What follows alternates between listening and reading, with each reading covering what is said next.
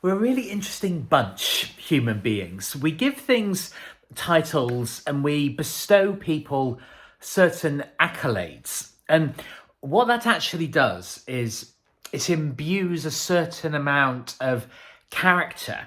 And very recently, I've started to pay more attention to sort of really good, positive habits and starting to be a lot more disciplined about the basic things, sleep and turning off the computer, making sure that at the end of the day, I'm actually in a really nice, peaceful position so that I get a good night's sleep and then I start the day, the following day nice and fresh.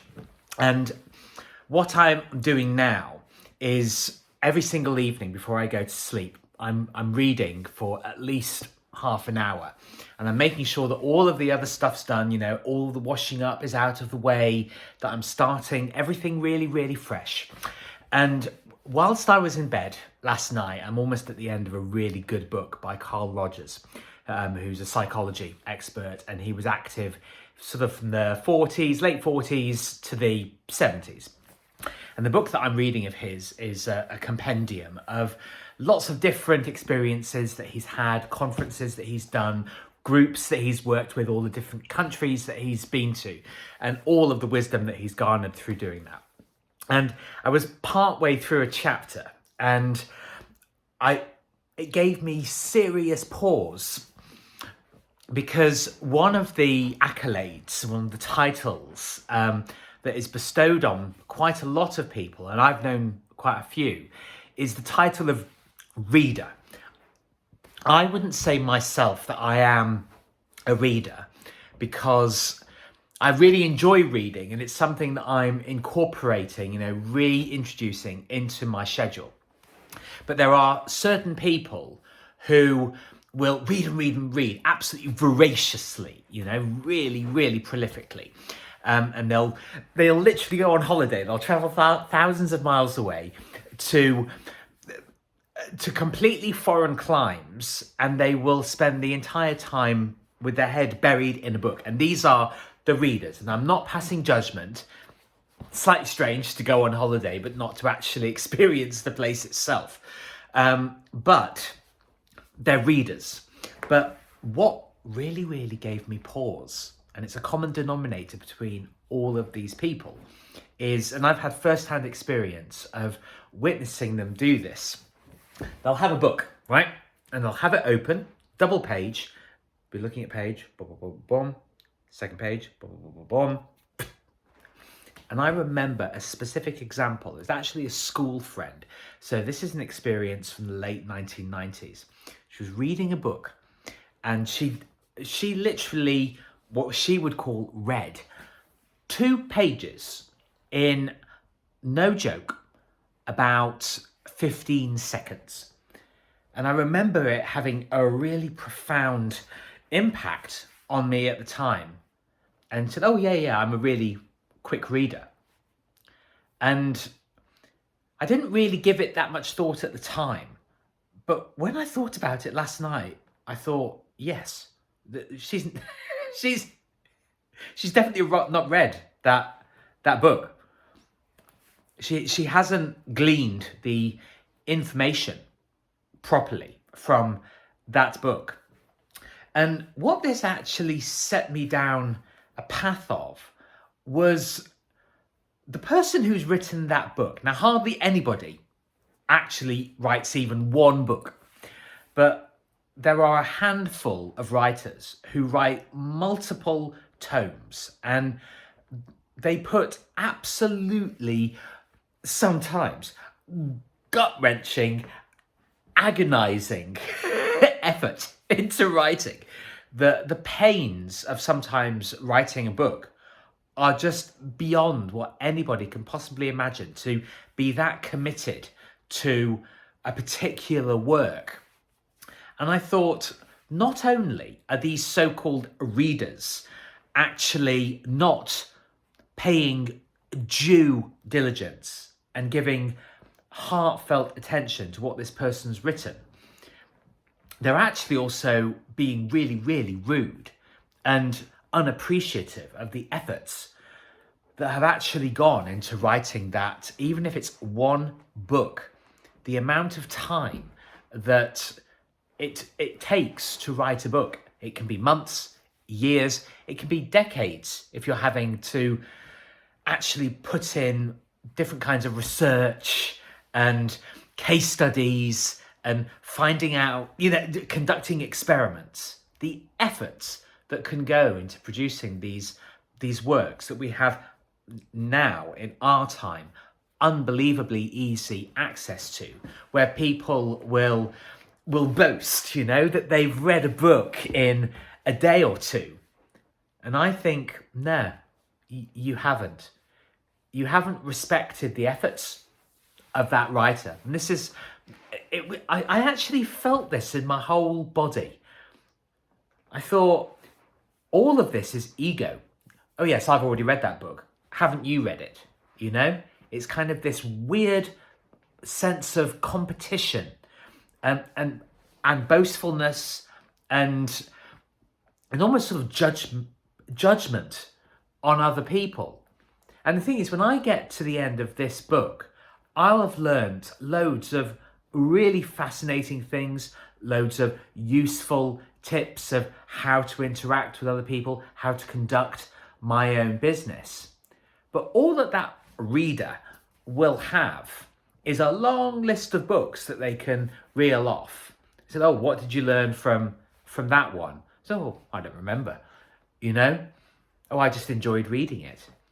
And it got me to also thinking about all of the things that we do on a daily basis that we totally take for granted and that we don't actually have any attention to awareness of, nor do we have appreciation. That when we flick a light switch and suddenly the lights come on, every single time we forget the genius that precedes us, that we are surrounded by.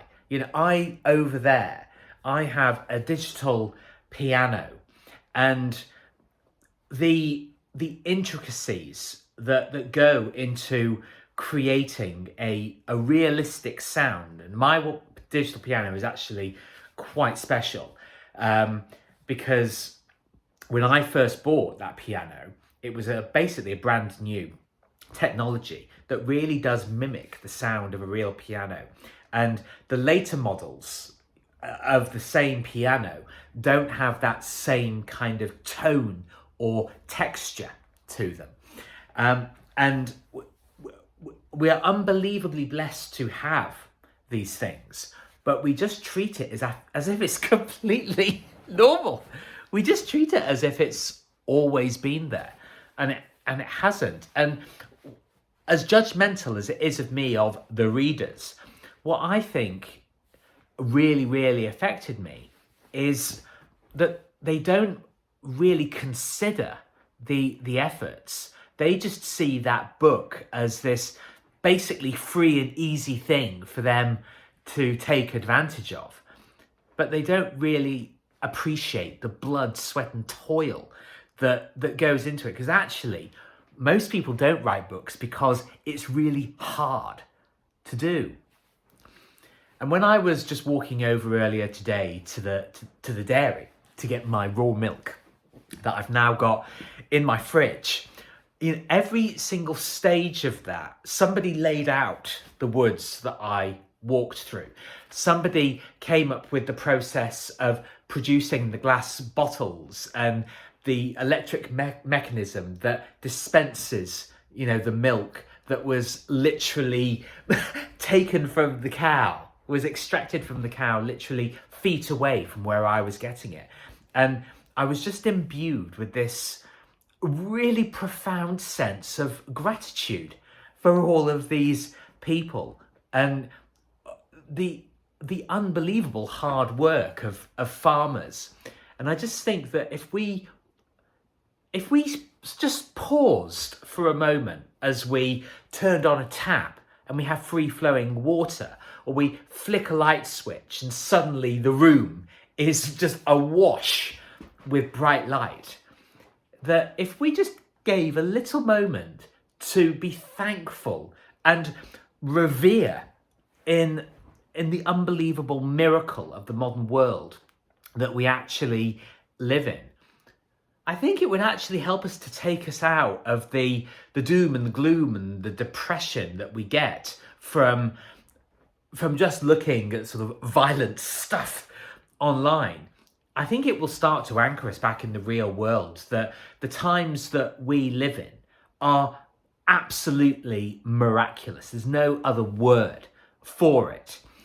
But I think that if we filled ourselves with that, even just 1% more or 2% more on a daily basis, of thinking of all of the incredible slog that people have put themselves through so that we can walk along pavements, so that traffic lights work, and, you know, roundabouts, all these different things, that if we could actually have gratitude for those to help things run smoothly, rather than focusing on all of the things that, you know, the powers that be want us to be depressed about, I think that would go a long way for us to actually find solutions.